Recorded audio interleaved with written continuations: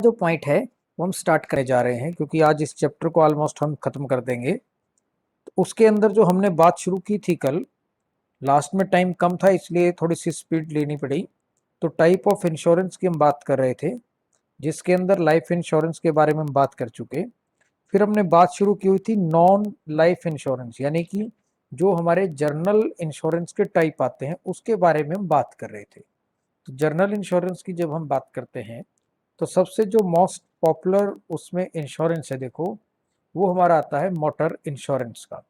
Motor insurance का मतलब क्या होता है कि इसके अंदर जो हमारी गाड़ी है या जो भी हमारा व्हीकल है, अगर उसका किसी भी वजह से उसका कोई एक्सीडेंट हो जाता है, या उसकी चोरी हो जाती है, या उसके किसी पार्ट के अंदर कोई एक्सीडेंट की उसे नुकसान हो जाता है, तो वहाँ पर उसकी जो कंपनसेशन है वो इंश्योरेंस कंपनी के थ्रू हमें मिल जाती है। दूसरा फिर क्या हो सकता है कि एक्सीडेंट के कारण चलाने वाला या उसके साथ बैठा हुआ जो व्यक्ति है, अगर उसकी डेथ हो जाती है तो उस केस के अंदर भी इंश्योरेंस का अमाउंट मिल जाता है।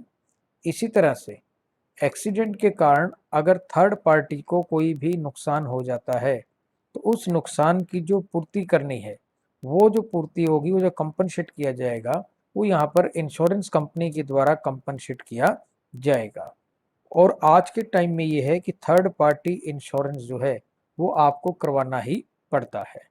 इसके अलावा और साथ ही साथ एक बात और ध्यान रखनी है कि मोटर इंश्योरेंस के अंदर अब ये भी हो चुका है कि जब तक आपने अपने व्हीकल का इंश्योरेंस नहीं करवा लिया, जो आपने नया खरीदा है, तब तक आप उस व्हीकल को रोड के ऊपर लेकर के भी नहीं आ सकते हो। इसी तरह से जो दूसरा इंश्योरेंस हो सकता है पॉपुलर, वो हो सकता है हमारा फायर इंश्योरेंस का। फायर इंश्योरेंस क्या हुआ कि एक पर्टिकुलर टाइम पीरियड के अंदर अगर आपकी एसेट्स को किसी भी तरह से फायर से, आग से कोई नुकसान हो जाता है, तो उस केस के अंदर जो इंश्योरेंस कंपनी होती है वो वहाँ पर आपको उसकी लॉस की जो पूर्ति है वो उसके द्वारा यहाँ पर की जाएगी। फार्मूला यहाँ पर वही रहेगा कि जो आपका टोटल सम एश्योर्ड है और जो आपका एक्चुअल लॉस है, दोनों में से विच एवर इज लेस, वो पेमेंट आपको यहाँ पर मिलेगी। अब इसके अंदर ये बात आ जाती है कि कौन कौन से लॉसेस हैं जो इसके अंदर जनरली कवर होंगे। एक तो लॉस ये हो सकता है जो आपका खर्चा हुआ कि आग लग गई, तो आग को बुझाने के लिए अगर आपने किसी कर्मचारियों को लगाया, किसी व्यक्ति को लगाया, और उनको आपकी तरफ से कोई पेमेंट दी गई, कोई आपने वेजेस दी है, उस वेजेस की जो कंपनसेशन है वो यहाँ पर इंश्योरेंस कंपनी के द्वारा मिल सकती है। इसी तरह से आग जब कई बार ज़्यादा लग जाती है, तो उस केस के अंदर आसपास की बिल्डिंग को जब खतरा नजर आता है, तो वहां पर क्या होता है कि साथ लगते हुए जो बिल्डिंग होती है उसको फायर ब्रिगेड वाले कई बार गिरा देते हैं। तो वहां पर जो उनको गिराया गया है उसका जो नुकसान हुआ है उसकी पूर्ति भी इंश्योरेंस कंपनी के द्वारा दी जाएगी। इसी तरह से उस आग को बुझाने के लिए हम नेचुरल सी बात है पानी की जरूरत पड़ती है। तो पानी जो डाला गया उसकी वजह से उस वस्तु को या उस एसेट को जो भी नुकसान हुआ उसकी पूर्ति भी यहाँ पर जो है कंपनसेट जो की जाएगी वो यहाँ पर इंश्योरेंस कंपनी के द्वारा की जाती है। इसी तरीके से माल जब आग लग गई बिल्डिंग के अंदर, तो सामान को बाहर निकाला जाता है ताकि जितना सामान हो सके हम जो बचा सकें बचा लें। तो उसको बाहर निकालने से निकालते हुए भी अगर कोई नुकसान हो जाता है तो उसको कंपनसेट करने का काम जो है वो भी देखो यहाँ पर फायर इंश्योरेंस जब आपने करवा लिया तो उसकी कंपनी जो है वही यहाँ पर इसको करेगी। इसी तरह से फिर हमारा जो है एक पॉइंट हो सकता है मैरिन इंश्योरेंस का।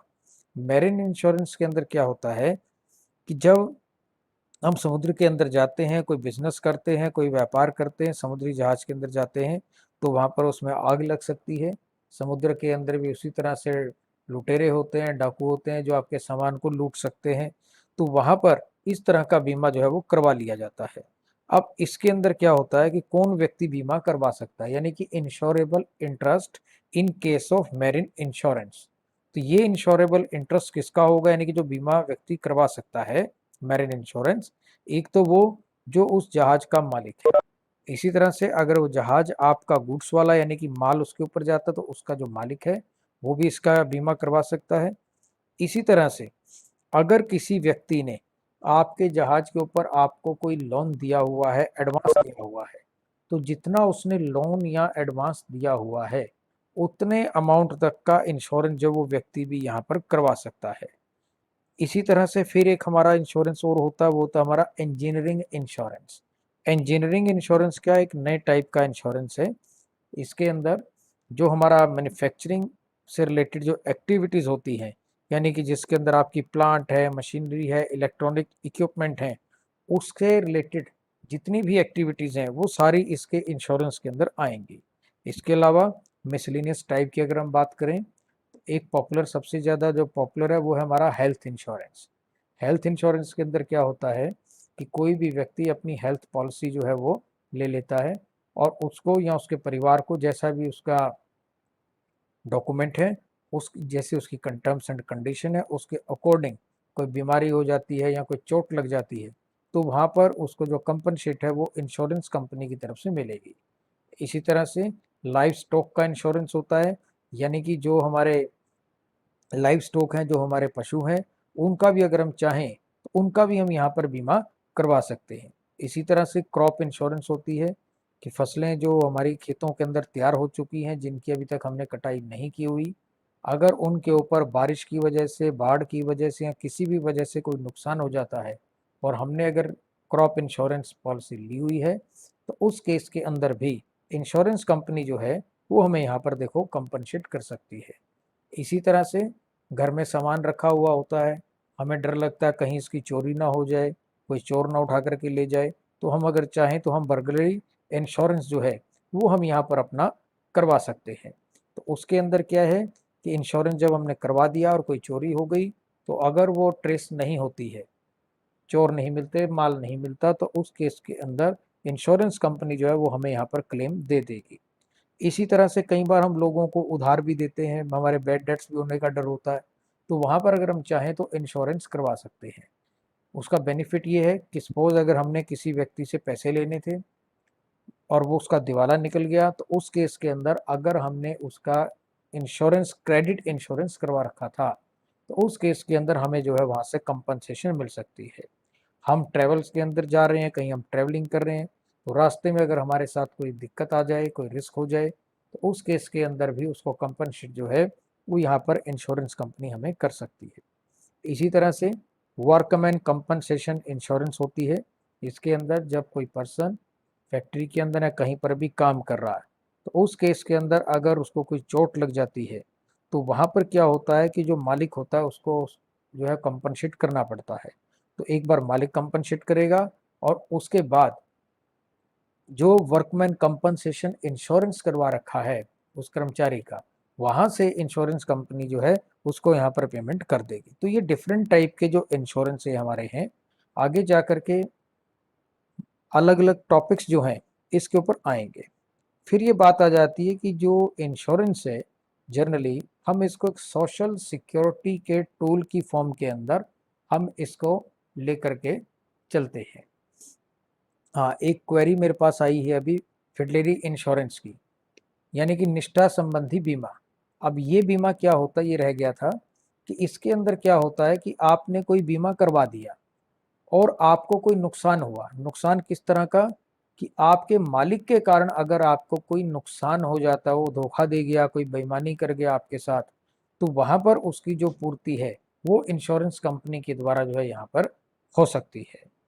तो फिर बात आ जाती है हमारी insurance as a security tool. तो 10 दिसंबर 1948 को United Nation Universal Declaration of Human Rights जो है, उन्होंने ये बात कही कि हर एक व्यक्ति को एक स्टैंडर्ड ऑफ लिविंग मेंटेन रखने का राइट है। अब बात यह आ जाती है कि ये स्टैंडर्ड ऑफ लिविंग क्या है। अब स्टैंडर्ड ऑफ लिविंग देखो एक्चुअल में बहुत वाइड कंसेप्ट है। तो इसके अंदर जो है बेसिकली हमारी अनएम्प्लॉयमेंट या हमारी सिकनेस है या हमारा जो बुढ़ापा, यानी कि बहुत सारी ऐसी परिस्थितियां हैं जिससे हमें सुरक्षा की आवश्यकता यहाँ पर पड़ेगी। तो वहाँ पर गवर्नमेंट की ये ड्यूटी बनती है कि गवर्नमेंट हमें कहीं ना कहीं पर उससे हमें प्रोटेक्शन दे दे। तो यहाँ पर प्रॉब्लम क्या आ जाती है कि इतना कुछ गवर्नमेंट जो है अपने लेवल के ऊपर जो डेवलपिंग कंट्री है या अंडर डेवलप कंट्री वो नहीं दे सकती। तो वहाँ पर फिर क्या किया जाता है, इंश्योरेंस की हेल्प जो है वो यहाँ पर ली जाती है। अब इंडिया की अगर हम बात करें अपनी कंट्री की, तो बेसिकली आफ्टर इंडिपेंडेंस हमने जो है मिक्स्ड इकोनॉमी को अपने यहाँ पर डेवलपमेंट के लिए ऑप्शन उसका किया था। लेकिन टाइम टू टाइम हमने क्या किया कि 1991 के बाद हमने लिबरलाइजेशन का कंसेप्ट जो है वो हमने यहाँ पर स्टार्ट कर लिया। यानी कि जो प्राइवेट एंटरप्राइजेज हैं, जो प्राइवेट कैपिटल है, उसकी भी हमने यहाँ पर वेलकम करनी शुरू कर दी, उसको हमने यहाँ पर मॉनिटर करना शुरू किया हुआ है। तो जो हमारा संविधान है उसके अनुसार भी ये कहा गया है कि गवर्नमेंट की एक तरह से ड्यूटी बनती है कि गवर्नमेंट जो है वो आपको बीमारी के अंदर या अगर आपके अंदर कोई प्रॉब्लम आ जाती है, कोई आपको दिक्कत आती है, तो वहां पर वो आपकी गवर्नमेंट यहाँ पर हेल्प करती है। जैसे आज के टाइम में अगर आप देखो तो आपको सबको पता है कि कोविड जो है वो एक बार फिर से फैल चुका है। और इस बार जो ये फैला है पहले के मुकाबले में बहुत ज़्यादा इसकी जो गति है वो है, और इस वजह से बहुत ज़्यादा कैजुअलिटीज़ जो है वो हो रही है। तो वहाँ पर अब गवर्नमेंट की ड्यूटी क्या बनी हुई है कि गवर्नमेंट, जैसे आप हर रोज़ न्यूज़पेपर पढ़ते होंगे या आप न्यूज़ देखते हो कि गवर्नमेंट जो है ऑक्सीजन की जैसे शॉर्टेज है आजकल, तो गवर्नमेंट जगह जगह से ऑक्सीजन जो है वो मैनेज करवा रही है। फॉरेन से भी ऑक्सीजन आ रही है। इवन जो हमारे प्लांट हैं उनकी कैपेसिटी जो है वो बढ़ चुकी है। इंडस्ट्रियल पर्पस के लिए जो ऑक्सीजन यूज़ हो रही थी उस ऑक्सीजन को भी अब मेडिकल पर्पस के लिए यूज़ किया जा रहा है। तो ये किस लिए किया जा रहा है? क्योंकि हमारी कंट्री अपने आप में एक सोशल वेलफेयर स्टेट के अंदर आती है। तो अब अगर हम इसी की बात करें कि सोशल स्टेट की अगर हम बात करते हैं, जब हम बात करते हैं इंश्योरेंस की, तो यहाँ पर किस किस तरह के नियम जो हैं गवर्नमेंट के द्वारा अपने नागरिकों के हितों के लिए, उनके राइट्स के लिए बनाए गए हैं। उनके अंदर एक है हमारा वर्कमैन कंपनसेशन एक्ट 1923, यानी कि श्रमिक क्षतिपूर्ति अधिनियम 1923। अब ये जो है ये अपने आप में एक पहला एक्ट था जो कर्मचारियों के, वर्कर के वेलफेयर के लिए बनाया गया। अब इसके अंदर क्या है कि अगर कोई भी कर्मचारी काम करते समय यानी कि अपने वर्किंग आवर के अंदर अगर उसके साथ कोई दुर्घटना घटित हो जाती है तो उसकी जिम्मेवारी जो है वो मालिक की है। इसका दूसरा मीनिंग क्या हुआ कि अगर कोई दुर्घटना हो जाती है काम करते हुए, तो वहाँ पर जो मालिक है उसके द्वारा उसकी क्षतिपूर्ति जो है उस व्यक्ति को यहाँ पर करनी पड़ती है। इसी तरह से एम्प्लॉय स्टेट इंश्योरेंस एक्ट 1948 है। अब इसके अंदर क्या है कि जो भी कर्मचारी, जो वर्कर फैक्ट्री के अंदर, इंडस्ट्रियल एरिया के अंदर काम करते हैं, तो मेडिकल एड की जरूरत उनको भी पड़ती है। तो उनके लिए फिर क्या किया जाता है कि उनकी सैलरी में से कुछ हिस्सा काटा जाता है और कुछ अमाउंट एम्प्लॉयर की तरफ से डाली जाती है और वो गवर्नमेंट के पास जमा हो जाती है। और फिर उन लोगों के वहाँ पर ईएसआई के कार्ड बन जाते हैं। तो वहाँ पर वो और उनके परिवार के जो सदस्य हैं वो अपना ट्रीटमेंट जो है वो फ्री ऑफ कॉस्ट उनके द्वारा यहाँ पर करवाया जाता है। जहाँ पर इंडस्ट्रियल एरिया ज़्यादा होता है, जैसे आपका फरीदाबाद है, गुड़गांव है, वहाँ पर क्या है कि ईएसआई के जो हॉस्पिटल्स हैं वो भी चलते हैं। और अपने यहाँ पर जो, जहाँ पर इंडस्ट्रियलाइजेशन बहुत ज़्यादा नहीं है, तो यहाँ पर इनकी जो है डिस्पेंसरीज जो हैं वो चलाई जाती है। इसी तरह से पेमेंट ऑफ ग्रेचुटी एक्ट 1972 है। ग्रेचुटी के बारे में आपने इनकम टैक्स के अंदर ऑलरेडी पढ़ा होगा कि जब कोई भी व्यक्ति कहीं पर काम करता है या वो उसके बाद जब वो रिटायर हो जाता है या वो रिज़ाइन कर जाता है या किसी वजह से उसकी डेथ हो जाती है, तो उस केस के अंदर उसको एक फिक्स अमाउंट जो है वो दिया जाता है, जिसको हम ग्रेचुटी की कैटेगरी के अंदर हम यहाँ पर लेते हैं। तो इसके लिए कंडीशन क्या है कि मिनिमम 5 ईयर उसकी जॉब जो है यहाँ पर होनी चाहिए। इसी तरह से मोटर व्हीकल एक्ट जो है हमारे यहाँ पर बना हुआ है कि जिसके अंदर थर्ड पार्टी इंश्योरेंस जो है वो आपको यहाँ पर करवाना पड़ता है। और अभी रिसेंटली मोटर व्हीकल एक्ट के अंदर जो है बहुत ड्रास्टिक जो है अमेंडमेंट भी हो चुकी है। इसी तरह से पब्लिक लाइबिलिटी एक्ट जो है ये बना हुआ है 1991 के नाम से। इसके अंदर क्या है कि कोई भी कंपनी अगर इस तरह के काम करती है जहां पर कोई ऐसा खतरनाक केमिकल है जिसकी वजह से कोई नुकसान हो सकता है सोसाइटी को, तो वहां पर क्या है कि उनको जो है इंश्योरेंस जो है वो करवाना पड़ता है, ताकि अगर कोई दुर्घटना हो जाए तो उस केस के अंदर उन लोगों की तुरंत सहायता जो है वो हेल्प जो है यहाँ पर करवाई जाए। इसी तरह से maintenance and welfare of parents and senior citizen act हमारा 2007 बना हुआ है। अब ये एक्ट किस लिए बना कि हमारा पहले ट्रेडिशन क्या था कि हम ये मान करके चलते थे और हमारी परंपरा थी कि बच्चों को अपने पेरेंट्स का उनके बुढ़ापे के अंदर जा करके ध्यान रखना है। लेकिन हम लोग क्या बन गए, हम एकदम से टोटली वेस्टर्नाइजेशन के अंदर कन्वर्ट होने लग गए, जिसकी वजह से हमने अपने पेरेंट्स को जो है देखना बंद कर दिया। तो वहां पर अब ये एक्ट बन गया। अब इस एक्ट के अंदर क्या हो चुका है कि जो हमारे पेरेंट्स हैं, हमें उनका ध्यान यहाँ पर रखना पड़ेगा। और अगर हम अपने पेरेंट्स का ध्यान नहीं रखते हैं तो वहां पर अगर हमारे पेरेंट्स कोर्ट के अंदर जा करके इस एक्ट का सहारा ले लेते हैं तो उस केस के अंदर हमें अपने पेरेंट्स को एक अमाउंट जो है पर मंथ हमें देनी ही पड़ेगी कोर्ट के द्वारा। इस तरह का ऑर्डर जो है हमें वो दिया जा सकता है। तो अब आप ये देखो कि इस एक जो हमारी ट्रेडिशनल ड्यूटी है, उस ड्यूटी को करने के लिए भी गवर्नमेंट को यहाँ पर एक एक्ट जो है वो बनाना पड़ गया। अब इसके अलावा और जो है लाइव स्टॉक हमारा है, उसके बारे में हम बात कर चुके हैं। आम आदमी बीमा योजना जो है वो आपकी आई थी, गवर्नमेंट ने बनाई थी। इसी तरह से एक और चेंज गवर्नमेंट ने क्या किया, एनपीएस का, यानी कि नेशनल पेंशन स्कीम। कि अब पहले क्या होता था कि जो व्यक्ति काम करते थे गवर्नमेंट सेक्टर के अंदर, उनको गवर्नमेंट के द्वारा पेंशन जो है, जब वो रिटायर हो जाते थे तो पेंशन जो है गवर्नमेंट के द्वारा दी जाती थी। लेकिन अब गवर्नमेंट सब स्टेट के अंदर, सब पूरे इंटरनेशनल लेवल के ऊपर सिनेरियो चेंज होने लग गया। गवर्नमेंट अपने एक्सपेंसेस को रेड्यूस कर रही है। तो वहां पर अब क्या कर दिया, एक एनपीएस की स्कीम ले आए। एनपीएस के अंदर क्या है कि सैलरी का एक पर्टिकुलर अमाउंट डिडक्ट होगा और उतनी ही परसेंटेज जो है वो आपके एम्प्लॉयर के द्वारा यानी कि गवर्नमेंट के द्वारा डाली जाएगी और उन दोनों को एक फंड के अंदर इकट्ठा किया जाएगा और फिर उस अमाउंट को मार्केट के अंदर इन्वेस्ट किया जाएगा। तो जब व्यक्ति रिटायर हो जाएगा उसमें से पेंशन जो है, फिर उस व्यक्ति को उसमें से पेंशन यहाँ पर मिल जाती है। तो इसका मतलब क्या हुआ कि बीमा को हमने क्या किया, एक सामाजिक सुरक्षा अब यहाँ पर मान लिया। सोशल सिक्योरिटी क्यों मान लिया कि अगर हमें फ्यूचर के अंदर कोई भी प्रॉब्लम आ जाती है, किसी व्यक्ति की डेथ हो जाती है, चोट लग जाती है, तो इंश्योरेंस कंपनी से जो अमाउंट हमें मिलता है उस अमाउंट से हम अपने अपने पर जो परिवार रह जाता है उसका हम गुजारा यहाँ पर कर सकते हैं।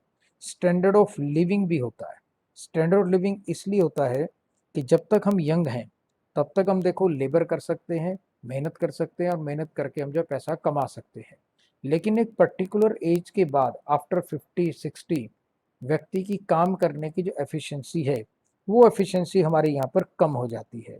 तो अगर हमने इंश्योरेंस करवा रखा था तो उस केस के अंदर हमें अमाउंट जो है वहाँ से इंश्योरेंस कंपनी से बाद में मिल जाता है और उससे हम अपना जो स्टैंडर्ड ऑफ लिविंग है हम उसको प्रॉपर तरीके से मेंटेन कर सकते हैं। यानी कि इकोनॉमिक इंडिपेंडेंस जो है वो हमारी फैमिली के अंदर यहाँ पर रहती है। इसी तरह से प्रोटेक्शन अगेंस्ट मॉर्टगेज है, जिसको हम ऑलरेडी कर भी चुके हैं। साथ ही साथ हमारी फ्यूचर की नीड्स, जैसे मान लीजिए हम आज ये चाहते हैं कि हमारा बच्चा जो है बड़ा होकर के डॉक्टर बने, तो आज की डेट के अंदर आप ये मान करके चलो अगर हम बच्चे को मेडिकल लाइन में भेज रहे हैं तो एटलीस्ट हमें उसको एमबीबीएस करवानी पड़ेगी और एमबीबीएस के साथ साथ हमें उसको एमडी भी करवानी पड़ेगी और फीस जो है वो बहुत ज़्यादा बढ़ चुकी है। तो मेडिकल लाइन के अंदर बच्चे को डालने से पहले कम से कम 50 से 60 लाख का मिनिमम आज के टाइम के अंदर एक प्रोजेक्ट जो है वो हो चुका है। तो यहाँ पर फिर लोग क्या कर सकते हैं कि अपने बच्चे के नाम से स्टार्टिंग से ही इंश्योरेंस की पॉलिसी ले सकते हैं। अब उससे क्या होगा, टाइम पीरियड तक जब तक बच्चा छोटा है खर्चे कम होते हैं, हम सेविंग कर सकते हैं। सेविंग यानी कि प्रीमियम की फॉर्म के अंदर हम उस अमाउंट को डिपॉजिट करते रहते हैं और एक पर्टिकुलर टाइम पीरियड के बाद वो जो अमाउंट है वो अमाउंट हमें यहाँ पर मिलेगी, जिससे कि हम अपने बच्चों को आगे जा करके पढ़ा सकते हैं। इसी तरह से किसी के घर में किसी भी तरह का खर्चा हो तो वहाँ पर हम क्या कर सकते हैं, जितनी हमारे फ्यूचर की नीड है उसको हम कर सकते हैं। हाँ, बीएमएस करके भी आप डॉक्टर बन सकते हो, उसके अंदर खर्चा जो है थोड़ा सा कम होता है, लेकिन एमबीबीएस के अंदर खर्चा जो बेटा आज के टाइम में बहुत ज़्यादा हो गया है। इसी तरह से सेफ्टी अगेंस्ट बिजनेस लॉस, कि आपके बिजनेस के अंदर कई तरह के लॉसेस जो है वो हमारे यहाँ हो सकते हैं। तो उन लॉसेस को, अनसर्टिनिटीज को दूर करने का सबसे ज़्यादा और सबसे सुरक्षित जो तरीका है वो सिर्फ और सिर्फ एक ही है कि हम यहाँ पर अपना इंश्योरेंस करवा दें। जैसे मान लीजिए आप मकान बना रहे हो आज, वो आपका डोमेस्टिक पर्पस है, ठीक है, या आप सपोज बिजनेस करते हो। अब बिजनेस करते हो तो आप जनरली क्या करते हो, या मकान बनाओगे तो सपोज आपको मार्बल चाहिए। अब मार्बल यहाँ तो आप लोकल मार्केट से ले लीजिए, या आप उसको राजस्थान से लोग लेकर के आते हैं। आप मान लीजिए वहां से 5 लाख रुपए का मार्बल लेकर के अपने घर के लिए चले, 1% मान लीजिए रास्ते में कोई एक्सीडेंट हो गया, मिस हैपनिंग हो जाती है, तो वो जो मार्बल है आपका वहाँ पर ख़त्म हो सकता है और आपको सारा का सारा लॉस आपको बियर करना पड़ेगा। लेकिन अगर चलने से पहले ही आपने उसका जर्नल इंश्योरेंस करवा लिया था, तो रास्ते में अगर कोई मिस हैपनिंग हो जाती है तो उस केस के अंदर सारा का सारा जो आपका लॉस है वो इंश्योरेंस कंपनी जो है वो आपकी यहाँ पर बियर करेगी। तो इससे क्या है, हमें यहाँ पर बेनिफिट होगा, यानी कि ना सिर्फ बिजनेस लॉस, इवन इंडिविजुअल अगर हम डोमेस्टिक पर्पस के लिए भी कोई सामान लाए हैं तो उसका भी इंश्योरेंस जो है वो हम यहाँ पर करवा सकते हैं। इसी तरह से जब तक फॉरेन की कंपनियां जो है इंडिया के अंदर नहीं आई थी इंश्योरेंस कंपनीज, तब तक इंडियन कंपनीज जो हैं वो आपको लॉन्ग टर्म के अंदर ही इंश्योरेंस की पॉलिसी जो है वो बेच रही थी। लेकिन जब फॉरेन कंपनियां आने लग गई इंश्योरेंस में, तो अब सिस्टम जो थोड़ा सा चेंज हो गया। अब क्या हो गया कि आप अगर चाहो तो 3 to 5 ईयर के लिए भी आप यूलिप बेस्ड जो प्लान्स हैं वो प्लान आप इंश्योरेंस कंपनी के परचेज कर सकते हो। तो वहाँ पर अगर हम मान लीजिए आज की डेट में हम स्टॉक मार्केट के अंदर पैसा इन्वेस्ट तो करना चाहते हैं, लेकिन हमें डर लगता है कि भी हमें ज़्यादा नहीं पता, कहीं ऐसा ना हो कि अमाउंट हमारी जो है वो डूब ना जाए। तो वहाँ पर हम क्या कर सकते हैं, हम किसी भी इंश्योरेंस कंपनी का यूलिप के जो प्लान है वो प्लान की यूनिट हम परचेज कर सकते हैं। अब प्लान की यूनिट हम परचेज कर लेते हैं, जितना रिस्क हमें हम लेना चाहते हैं उसके अकॉर्डिंग उसके अंदर प्लान अवेलेबल हैं, और फिर उन प्लान के अंदर ऑप्शन अवेलेबल है। और फिर वो कंपनियां क्या करती हैं, साल में 4 से 6 बार आपको, यानी जैसा उनका पॉलिसी होगी उसके अकॉर्डिंग फ्री के अंदर, फ्री ऑफ कॉस्ट आप अगर चाहो तो आप अपने प्लान को स्विच ऑफ भी कर सकते हो, यानी कि अपनी मूवमेंट कर सकते हो। पहले आप एक प्लान में थे, फिर आप दूसरे में जाओ, यानी कि आप रिस्की में थे, आप उसके बाद सिक्योर में जाना चाहते हो, आप सिक्योर के अंदर चले जाओ, वो आपके ऊपर डिपेंड करेगा। तो इससे क्या है, एक पर्टिकुलर टाइम पीरियड के बाद आप अपनी इस यूनिट को मार्केट के अंदर बेच सकते हो, उनको सरेंडर कर सकते हो, और उससे प्रॉफिट्स जो हैं वो प्रॉफिट आपको यहाँ पर मिल सकते हैं। तो इसका बेनिफिट क्या है कि रेगुलर हम सेविंग कर सकते हैं, कैपिटल फॉर्मेशन जो है वो हमारी यहाँ पर बन सकती है। तो इससे एक प्रॉफिटेबल इन्वेस्टमेंट का चैनल जो हमारे पास आ गया। इसी तरह से अगर हम बात करें इन्फ्लेशन की, तो इन्फ्लेशन को भी यहाँ पर कंट्रोल किया जा सकता है। इन्फ्लेशन को कंट्रोल कैसे किया जाता है कि इंश्योरेंस के सिस्टम से जो प्रीमियम है वो प्रीमियम हम इन्वेस्टमेंट की फॉर्म के अंदर इंश्योरेंस कंपनी को दे देते हैं, और फिर वो पैसा हमारे पास से चला गया, सर्कुलेशन से एक बार निकला, और वो अमाउंट फिर इंडस्ट्रियल सेक्टर के अंदर चली गई, और इंडस्ट्रियल सेक्टर फिर क्या करता है कि उसको प्रोडक्शन के अंदर लगाएगा, तो जिससे कि प्रोडक्शन बढ़ेगी, डिमांड और सप्लाई के बीच का जो गैप है वो गैप काफ़ी हद तक कम होगा। साथ ही साथ एम्प्लॉयमेंट की जो अपॉर्चुनिटी है वो भी देखो इंश्योरेंस सेक्टर के अंदर हमें बहुत मिलती हैं, जिसके बारे में हम कल ऑलरेडी बात कर चुके थे कि बहुत सारे लोग जो हैं वो इंश्योरेंस के सेक्टर के अंदर जो है जॉब करते हैं, और कुछ लोग जो है पार्ट टाइम फॉर्म के अंदर, यानी कि आपके एजेंट के फॉर्म के अंदर वो रह करके काम कर लेते हैं, जिससे उनको कुछ ना कुछ अमाउंट जो है वो हैंडसम अमाउंट उनको पर मंथ मिलता रहता है। फिर बात आ जाती है इंश्योरेंस एंड इकोनॉमिक डेवलपमेंट की। जब हम इकोनॉमिक डेवलपमेंट की बात करते हैं, इकोनॉमिक डेवलपमेंट कोई एक दिन में या 2 दिन में नहीं होता है। इकोनॉमिक डेवलपमेंट अपने आप में एक लॉन्ग टर्म का प्रोसेस है। तो इकोनॉमिक डेवलपमेंट का कुछ एक क्राइटेरिया होता है, यानी इकोनॉमिक डेवलपमेंट का मतलब है हर एरिया के अंदर कंटिन्यू प्रोग्रेस करना और उस प्रोग्रेस को बनाए रखना। जैसे हमारा जो एम्प्लॉयमेंट है वो एम्प्लॉयमेंट हमारा ठीक तरीके से चले, हमारी इकोनॉमी की डेवलपमेंट हो, और साथ ही साथ पब्लिक वेलफेयर होना चाहिए। लोगों के जो लिविंग स्टैंडर्ड है, लिविंग स्टैंडर्ड हमारा कंटिन्यू इम्प्रूव होना चाहिए, तब जा कर के हम कह सकते हैं कि इकोनॉमिक डेवलपमेंट जो हमारी हो चुकी है। तो जब हम इकोनॉमिक डेवलपमेंट की बात करते हैं तो इंश्योरेंस सेक्टर इकोनॉमिक डेवलपमेंट करने के अंदर हेल्प प्रोवाइड कर रहा है। वो हेल्प कैसे प्रोवाइड करता है कि जो हमारा फाइनेंशियल साउंडनेस है फर्म की, उसको जो है ये स्ट्रेंथ देता है, यानी कि उसको वो इम्प्रूव करता है। अगर हमने इंश्योरेंस करवा रखा है तो कोई अगर हमें नुकसान हो जाता है, कोई हमें उसके बाद की जिस एसेट्स का मान लो हमने करवा रखा है इंश्योरेंस, और किसी वजह से उस एसेट्स को कोई नुकसान हो गया, तो इंश्योरेंस कंपनी से हम पैसा जो है वो क्लेम हमें मिल जाता है और हम नई एसेट जो है वो खरीद सकते हैं। अदरवाइज क्या होता है कि हमें किसी से यहाँ पर लोन जो है वो लेना पड़ता है। इसी तरह से हमारी जो इन्वेस्टमेंट है, उस इन्वेस्टमेंट को ये यहाँ पर एनकरेज करता है। साथ ही साथ जो स्टेट के फंड हैं, उस स्टेट के फंड के ऊपर जो प्रेशर है, उस प्रेशर को ये यहाँ पर रिलीज कर रहा है। जैसे हमने बात की थी कि एनपीएस की स्कीम जो है 2004 के अंदर गवर्नमेंट ऑफ इंडिया ने इंट्रोड्यूस की, और अब धीरे धीरे क्या है कि ये जो पैटर्न है एनपीएस का, ये ऑलमोस्ट सारे वर्ल्ड के अंदर ये सिस्टम जो है इस समय चल रहा है। इसी तरह से जो इंश्योरेंस सेक्टर की जब हम बात करते हैं फाइनेंशियल मार्केट्स की, स्टॉक मार्केट्स की, तो स्टॉक मार्केट्स के अंदर जब एफआई की बात आती है, तो इंश्योरेंस कंपनियां जो हैं, इंश्योरेंस सेक्टर जो है अपने आप में एक बहुत बड़ा प्लेयर है, यानी कि वो फाइनेंशियल इंटरमीडिएशन का एक्टिविटी यहाँ पर करता है।